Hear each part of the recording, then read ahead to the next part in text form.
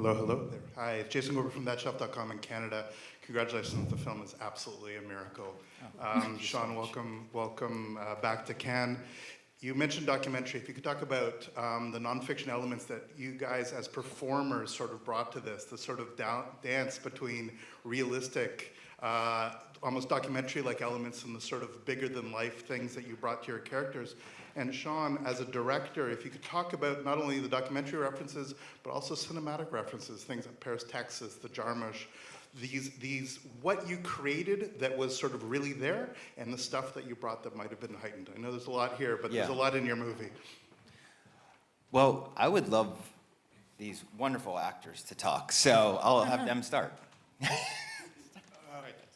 Which part of that question do I answer? I asked you a question about the dance between nonfiction and fiction in your performance. Oh, yeah, okay, there was a lot of, he let us improv a lot, which was great. We sort of, we shot this on film, so we didn't have a lot of room to play, but we would get what's on the page, and then he would always let us have the freedom to improv. So I think that was a luxury that's really rare, especially on film. And that's where a lot of the magic happens, I think, because we're reacting and really responding, and obviously a lot of these first-time actors were, he let Brittany come up. He would ask the actors, like, what would you say in this situation? And Brittany would say, well, what's the slang you use here? And I just thought that was really fun to be able to play in that world of reacting and learning the local slang. And so at the end of the day, I'm not sure the percentage of what was in the movie that was improv, but it was a good amount. As long as the story was being pushed forward, I think, you'd let us play with that and use it.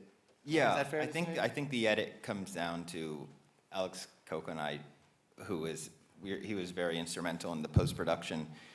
I think it comes down to around 85-15% or 80-20 when it comes to what, from the scripted, what was the improv that made it into the film.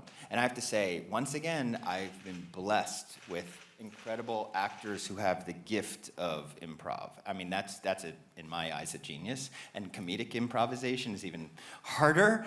Some of my favorite lines in the film come from these guys. Susie had the line, I want to get hired. That's her line. That's why I don't have coverage on her for that line. But anyway, Simon has so many incredible lines, and Bree. I mean, I could just list them, but all day. But yeah, so I think it was also speaking to what you asked about the documentary and the documentary side of things and that style. We were shooting in real locations, like real locations. So I think that really adds to it too. It becomes hybrid at that point. We're using, we're mixing professional actors with first-timers. That's a big thing. Allowing happy accidents, allowing anything that comes our way to be worked into the film, if it can be. For example, Sophie the dog.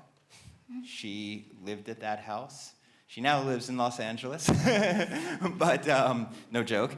It's a long story, I'll tell you sometime. But Sophie, for example, we didn't have that in the script that the Lexi character has a dog, but it just happened to be that. And suddenly that Sophie actually became almost like the audience, or became the straight man, and so things like that. And the film is littered with those sort of hybrid moments.